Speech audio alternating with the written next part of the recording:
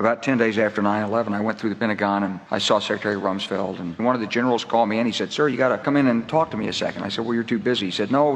He says, "We've made the decision. We're going to war with Iraq." I said, "We're going to war with Iraq? Why?" He said, "I don't know."